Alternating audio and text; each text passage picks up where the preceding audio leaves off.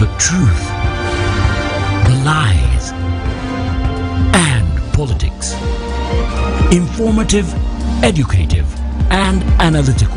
Getting to the real issues that affect an ordinary individual in areas of leadership, governance, social, and economy.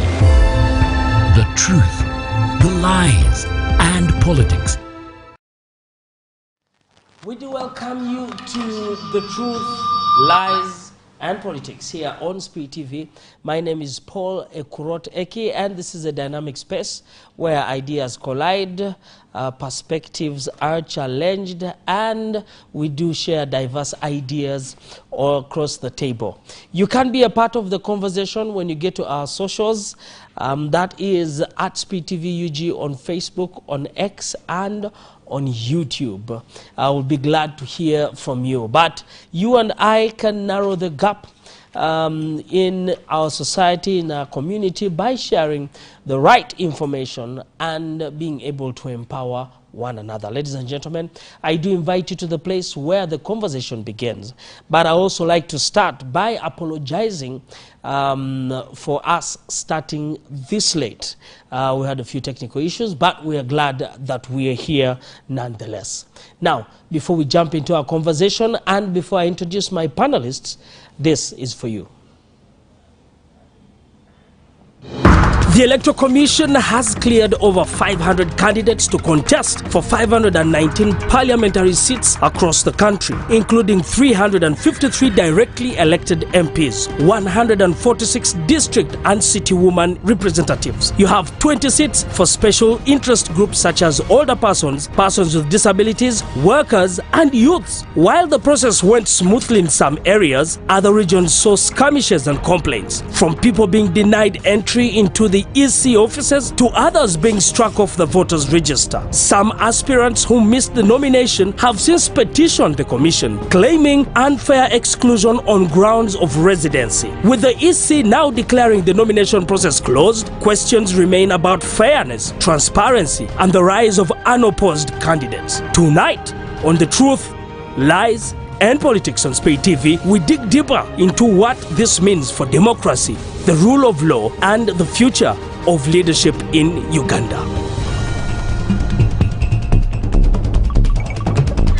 And we do welcome you back to The Truth, Lies, and Politics. My name is Paul Ekurot Eki, and I am glad that you are here with us this Wednesday. Well, before I jump into introducing my panelists, this week is quite an interesting week. From last week has been very, very interesting. And first of all, yesterday, the happenings in Lira, where, the police had raided the offices, the NUP, hotel where NUP party members have been staying yesterday because of an incident that happened during the day, where police also released, a statement of what happened to the vehicle and equipment being taken, and, looking for two individuals who led that entire, incident, and we will wait to unbuck and see what happens after that. But also we had, NTV journalists being denied entrance into or to cover the parliament yesterday, and we do stand with the entire media fraternity, and just hope that this will be clarified and ensure that media freedoms are not stepped on.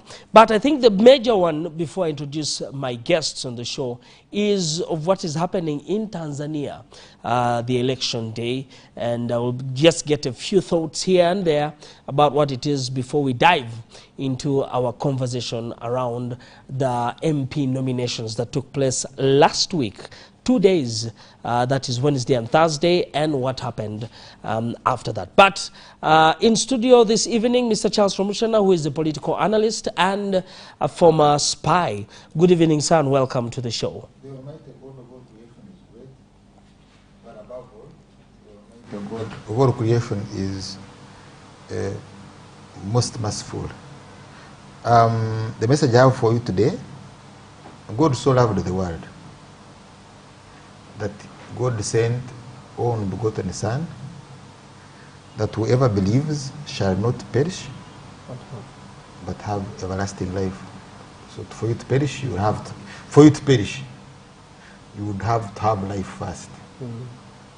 So the salvation came for those who have life, but that means there is another life that is everlasting. So if this life we have is very precious, how precious is the other life? So one really loves you to want you to go to that level, the higher level of life. But above, what has touched me most, and I think I should repeat it if I've raised it before, is the episode of the poisonous snakes. Yes. Because here, all you need is to believe in the word that became flesh, lived with us, and we did not know. All that you need is to believe. But I'm wondering how, if you're in the desert, you would believe that looking at a snake made of bronze? Yes. Not a snake, but something image. similar. Come again? An image. An image of a snake in bronze, that if you look at it, you would be healed of poisonous snake, of poison. An interesting concept. Doesn't make sense at all. Yes. But all that was available for you to be healed was one, to believe that looking at it, you would be healed. Yes. And then you have taken effort to look for it and look at it when you are suffering from the pain of the... So I know there are very many who would say, one fan will not look there. But what is interesting in this is that the poisonous snakes were never stopped. They kept on. They continued biting people. Otherwise, why weren't poisonous snakes stopped? Yeah. Yes, for them they were reinforced. They continued biting. You had to do some belief and some effort. Wow. And this is what we have in our politics. Because if you follow now what is going on in the fall, it's a disaster. Quite an interesting one and a sobering one. Plus also, at some points you wonder, really, this is how God chose to do his thing. But God is not put in a container, neither do you put him in a box. He's beyond that. Thank you very much, Charles Omshana, for that reminder. Next to him is Engineer Olanya Oleng Tony. I hope I have mentioned it right. And aspiring MP Aru North. This time he's wearing another hat. The last time he was here, he was coming as one of the cultural leaders on that conversation. But we are happy to have you. Good evening, sir, and welcome. Thank you, my brother. I think you've tried to pronounce the name right. You keep getting it better. I keep getting it better. Okay. That is a political name. Yeah. I inherited the name from Minister Olanya Olenge. Okay. He was the then Minister of Culture and Mobilization, I think, in Obote II government. Okay. So perhaps it explained my passion for leadership and politics. Yes. But since my senior Romoshana started from the point of prayer, or from the point of talking faith, I think for me my picture of Uganda is a country that has carved itself in terms of branding along prayer. Yeah. If you look at our anthem, it talks about Uganda, may God uphold thee. And of course, our motto talks about for God and my country. Yes. So I would think that as a nation, we should be able to have some humanity, some sanity in our politics, looking at how we've branded ourselves. Yes. So basically, that is what I can say for the beginning. Thank you. Thank you very much. Yeah. Now I have gotten it right. Olenge. I have it. I will not make a mistake. Thirdly, on our show is Mr. Natukunda B. Innocent, and he's also MP aspirant. I think you'll also Mwenge North. All right. And I am curious to know whether this is under a particular party or, in fact, also for Engineer Tony, if it's along party lines, independent, or you're also unopposed in your in your aspiration. I'll start with Mwenge. You had Aston Kajara in CA. No. That is in CA we had the Gaston Maliro. Maliro, yes, Gaston Maliro. He was my friend. Is he still alive? He's still alive, yes. Okay. Wonderful. Thank you, Paul, and the viewers. It is true that I am an aspirant in Mwenge North, Yes. and I am running for the second time. Yes. I subscribe and belong to the NUP, National Unity Platform, Oh, and I'm that's one the of those colors senior founder members of NUP. of NUP. Wonderful. We began with NUP from the inception. Yes. I think this is when I first met my brother here.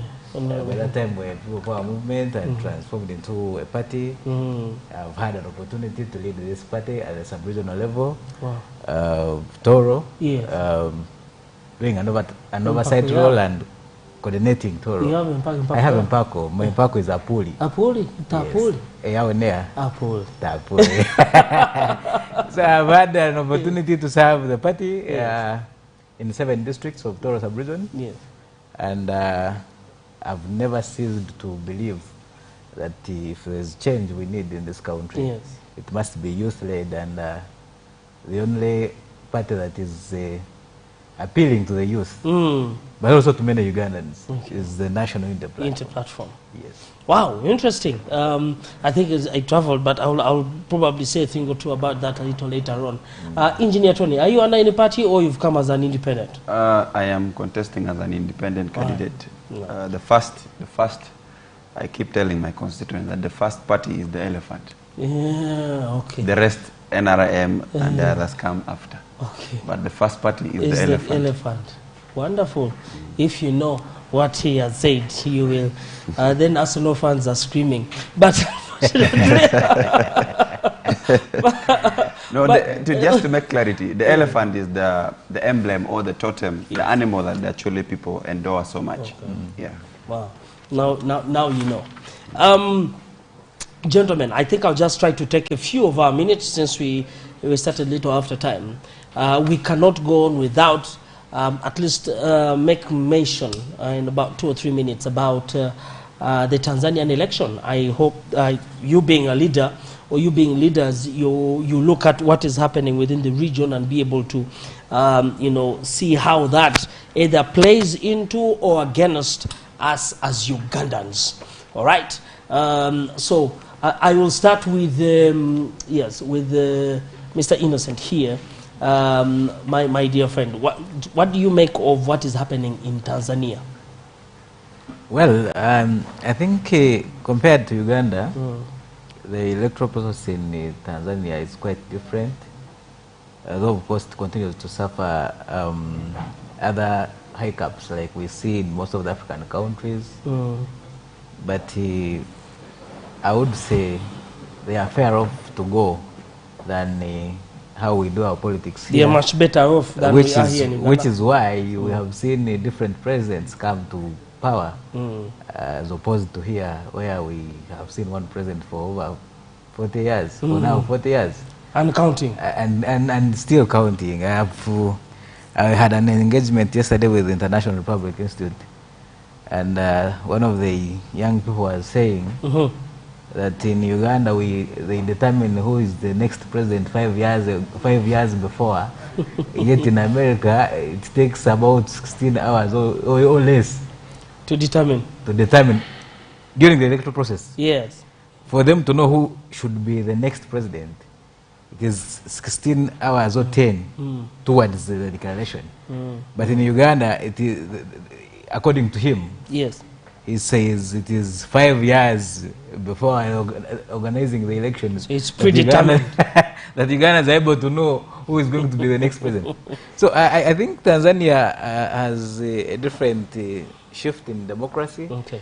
They have a step that we need to copy a leaf from as a country. Is it within the institutions or there is an independence within? I believe their systems are somehow functional, which is opposed to our own systems here in Uganda that are completely what's wrong under with captivity. our systems? That are completely they are under captivity. Yes. All right. Okay. That's what I can say. Okay. Thank you very much, Innocent, for that. I do get to Mr.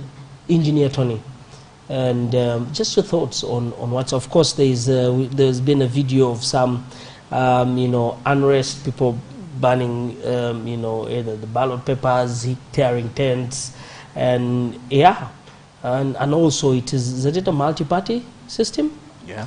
We have about 16 contestants in that election.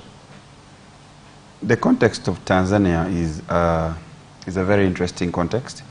Previously, it was one of the democracies in East Africa that was fairly admired. Although, what Tanzania has learned and mastered is how they control what goes out of the country. Mm-hmm. A lot goes in wrongly there in the country. I think many people in East Africa started seeing how bad Tanzania's politics is when activists from Uganda and Kenya went there, the likes of Agatha, and you clearly saw how they were tortured, what they went through. Basically, they have mastered the craft of state propaganda. They know what to give out and what not to give out. That is one. Two, I think when I visited Tanzania last year, that was to commemorate the life of Julius Nyerere, is when I pictured the level of authoritarianism in Tanzania. Interesting. Yeah. Exactly. Most times we complain as citizens of this country. It is not until you've moved out of Uganda, then you realize there's a difference between Uganda and another country. You could definitely, for those who would not agree, just cross from Elego in Uganda side to Nimule. The difference of just 10 meters. Yes. You'd clearly see there's a difference in country. Within that no man's land, when you have not even crossed fully to South Sudan, you'd clearly see the difference between the forces in South Sudan and how the UPDF operate in Uganda. So I would think that much as Ugandans complain, I think Uganda is fairly placed in terms of democracy. We have a lot of other bad things, but if you put it in context with other countries within the East African region, we're one of the most stable countries now. Are you trying? You can't compare Uganda's politics to South Sudan. South Sudan is basically something that looks like a country, but it's more of a jungle. Look at Congo, complete jungle. Congo has opposition parties that and leadership who have the ability to look at Kenya. Kenya has some sanity because they have outgrown the politics of how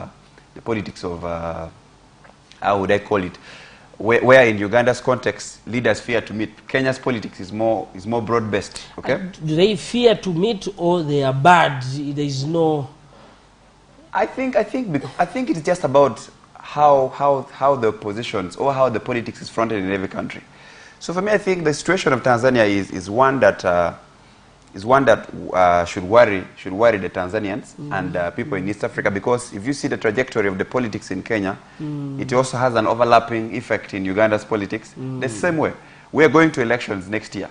South Sudan is also going for elections next year. They've never had any election ever since they were given birth as a nation. So we would have expected senior nations like Tanzania to show good examples to countries like South Sudan, to countries like Congo, with more established democracies. So it's a worrying trend for democratic practice. That's what I would say. If you saw the headlines of the Standard newspaper, they wrote and said, Sululu versus what? Versus Salam. It's quite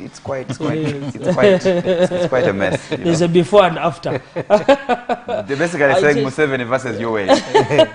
Yeah, you know. Wow. And as you speak right now, I think there's a media shutdown. I think social media is down. The internet is also, down. So I don't think we have a lot that is coming out apart from, on that aspect, President Museveni has really done a great job. Has mastered. But he has also been doing the same. Yes, much. So we should expect it in 2026 that there will be a shutdown. I think the biggest concern we would pick from here is for my good friends in the UPC, Honorable Jimmy Akena being denied to contest. Please. You know the president. Please. Don't use the word being denied. Please. He was frustrated. Let him have those Maybe Jimmy Akena. Charles has a better word. Charles would describe using his adjective. Yes. I would use my adjective. Not frustrated, not denied. Whatever the case, so Charles. What happened? What we saw, I'm trying to make comparison with what we saw in Tanzania. UPC has been standing as it is. If he wanted to stand independent, he would have been. But he couldn't stand in. Let me drive my point. Please drive your point. UPC has been running with all these leadership debacles for all this while. Same with NUP, not so? In the last contest, when NUP was contesting for the first time, they had leadership issues, but they still fronted candidates. So why would you wait up to the end and frustrate UPC? I think there are wrong elements within the system that tries to play things to impress the president. The president was put on spot and he said his hands are clean. He washed his hands like Pontius Pilate and preferably handing over Kenya to the masses to crucify him. So basically, I think that wasn't done in good faith. Okay. Because if you see the notion and the picture at which, and the anger at which Akena now speaks, Honorable Akena now speaks, he spoke at yesterday at the memorial service of Raila Odinga. Very painful. He almost shed tears in front of Parliament. I think that's quite unbecoming of our politics. Sanity should be there. Why would you deny him to contest? As much as Romoshana doesn't want to accept. He was frustrated by rogue elements within the system. There are people who run within the deep state. They are there. They know themselves. But it is not proper for our democracy. Because now what is going to happen is it has supercharged the people of Lao and some greater parts of northern Uganda. Okay. Yeah. All right. Thank you. Thank you. I am not spokesperson for the people Engineer. of Lao. Engineer will get to that. Allow me to have Charles, because as the analyst within here, but also within the region. Charles, there is actually DW TV, there is a statement here. I said in Tanzania election, why CCM party is likely to retain power. And said for the first time since multi-party democracy was restored over 3 decades ago, Tanzania's 2025 presidential race will proceed without the main opposition parties, leaving the ruling CCM party almost unopposed. Yet there are 16 candidates. But my thought, though, as much as this statement is there, Charles, my thought, though, would be how much is Uganda influencing in all these regions and in the elections? Look at Kenya, look at Tanzania, look at South Sudan, look at Congo. You know, it looks like there's a bit of a footprint in all of those. I don't know, the leg you're giving me is extremely very wide. It's very wide. I don't think this time we can narrow it down in about 5. I don't know. You can just pick points because we're just making mention. We're not going to, then we'll jump into our main conversation. But let me address my mind to two statements. Yes. That the Olanya Orengo? Olanya Olenge. Olanya Olenge, not Olenge. Olenge. It is he was my RDC per day, so he should have some. Yes, he should not suffer with the pronunciation. Well, sometimes you emphasize those names to intimidate us. But you also suffer with your name. They have been marrying our sisters, but they should now begin relaxing. You call yourself Orenge, like Mchiga. You know, Olenge. Just to intimidate. Since you marry our sisters, now you relax. Behave like our Chiga. So we keep to Olanya. The way you are pronouncing Olanya. Also pronounce Olenge, like Olanya. Please proceed. So, the people in Lango are supercharged. Then they do what? Because they were armed during the civil war in Ruwero. They had an army. Museveni mobilized his friends, his former soldiers of Ronasa, 27 of them, and beat them. The supercharged people. Chased them from here. Didn't he? They looked on. If the death of Brigadier Oponachak, who was acquitted in court and then later on killed there, couldn't supercharge you, how can you be supercharged by tears of a young man, the son of a president who's not behaved like his father and has mismanaged himself? Really? If you couldn't be supercharged by the death of Brigadier Smith Oponachak, Smith Oponachak was tried, later acquitted, taken there, and you know how he died. that can't supercharge you. But because Akena has cried at the funeral of someone, then Rango is supercharged. Then you do what?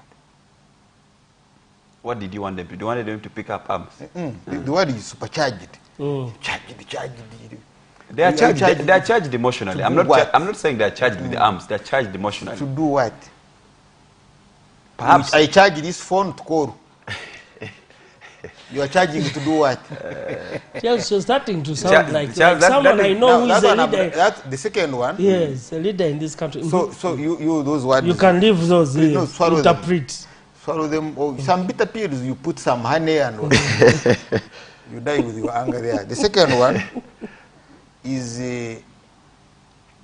UPC is older than some of these organizations here.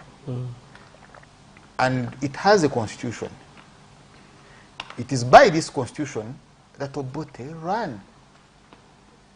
And the constitution is clear that you can be a candidate for third term or even fourth term if you're a sitting head of state. If you're not a sitting head of state, you serve 2 terms. Right? But it's amendable. You can amend it if you want to amend it. By the same constitution, his own mother was president. By the same constitution, Olaro Tunu was president. By the same constitution.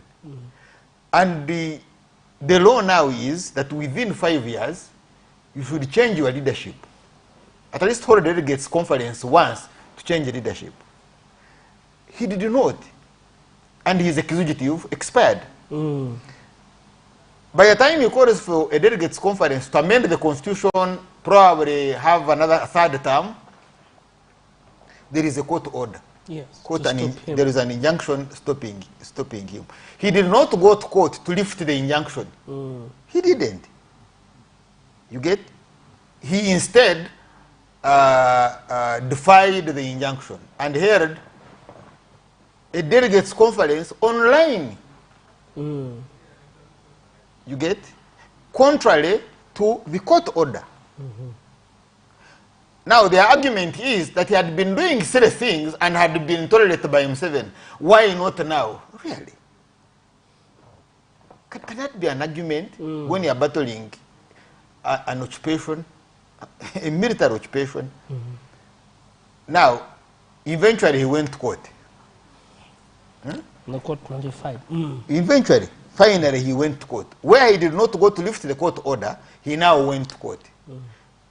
To place an injunction on the Electoral Commission the way they placed an injunction on him. You see, in other words, he was now seeing the value of injunctions. They placed an injunction on him, he defied it, now he goes to the High Court to have an injunction against the Electoral Commission. Because the effect of the other injunction which they placed against him was that UPC was not going to nominate anybody. Was not going to have candidates even at parliamentary level and local government. Parliamentary, and the court used the inherent court powers to allow UPC to have delegates, to have an expired executive to nominate. Court used its inherent. He said, okay, you are not serious, you have disadvantaged many, fine. You can as well go and cry wherever you want to cry, that's your own business, but at least those you've disadvantaged should be able to nominate. So now there is some room, but out of court's inherent powers. You should appreciate that. They should take it in kind. Absolutely. You see,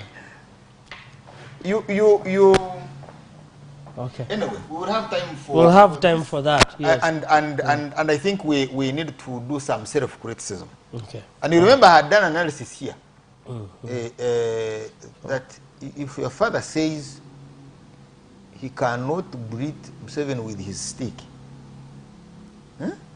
this is your father. He makes a statement when you are there that I cannot greet Museveni with my stick, and the reason is that my father, Opeto, his eyes were plucked out. That's how he died. Because Obote was his son. His eyes were plucked out. I'm not suggesting it was done by Museveni, but I'm only saying that we Uganda, including Museveni, we failed to protect that old man. There is no way you, the grandchild of that Opito, and the son of Obote should have your wife serve in cabinet without a conversation. Yes. He sold his soul. Statement. He can cry dry. Have you heard, sir? Gentlemen, allow me. NRA. Yes, Charles, I need to switch the conversation. The NRA and Foronasa. Yes, and our time. The NRA and Foronasa built a state. And the state is the NRA state, which we have now.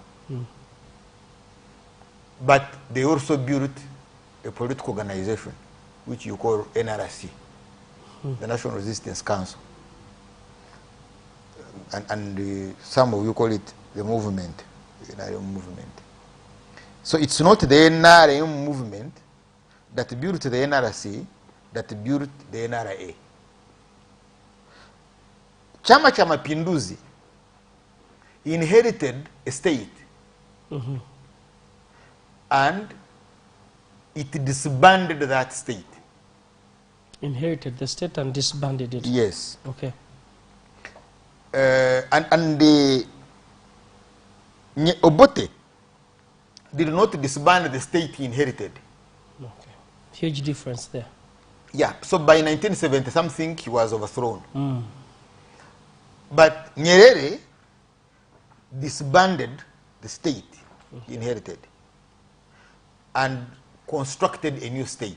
All right. So you now have Chama cha Mapinduzi constructing a state.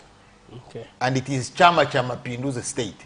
In Uganda, we don't have the NRM state. We have the NRM government. Right?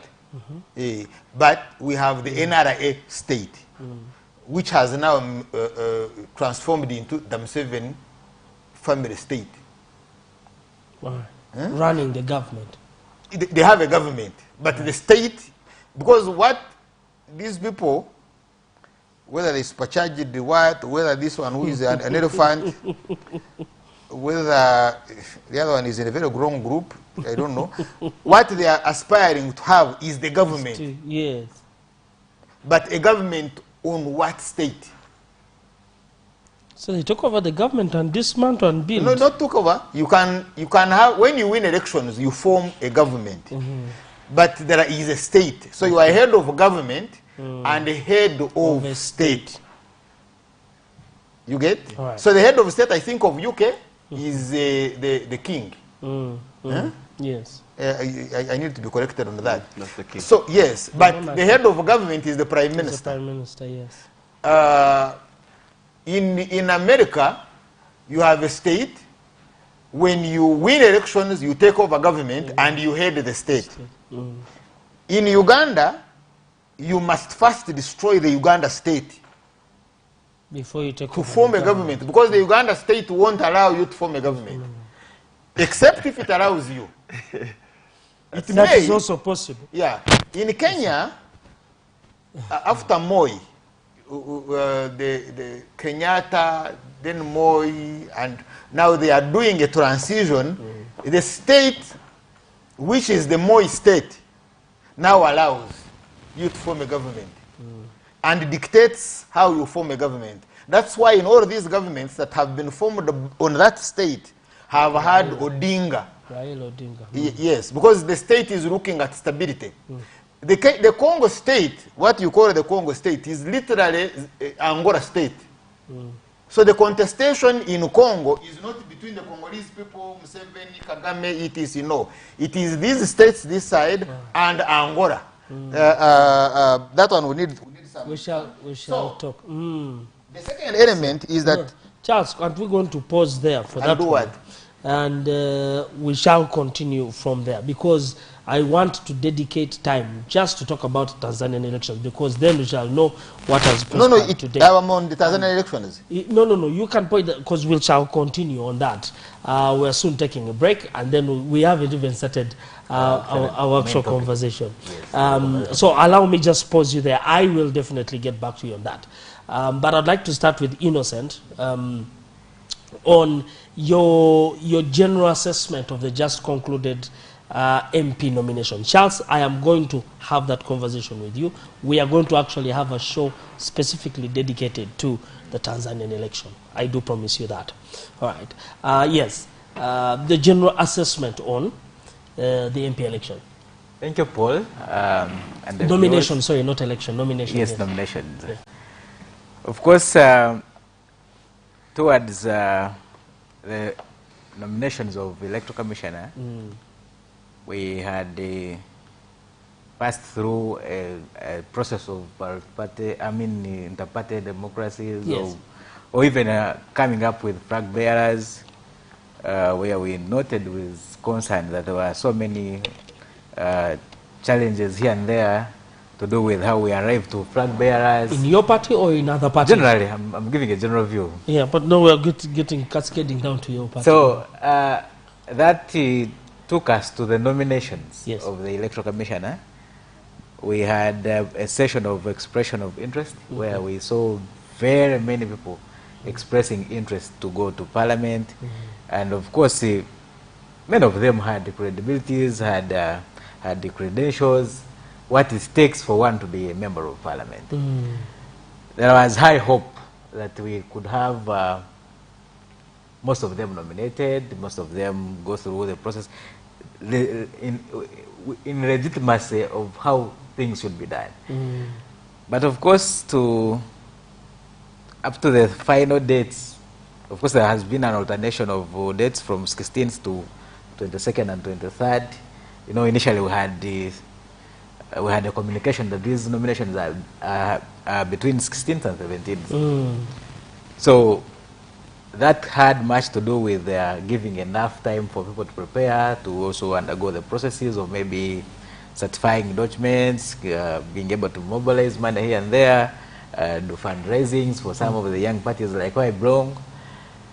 But the overview is that, yes, we registered many candidate turnout, and the information has it that this time we collected about 4 billion from nomination fees. Yes. That informs you. If you look at 3 million as nomination fees, that informs you.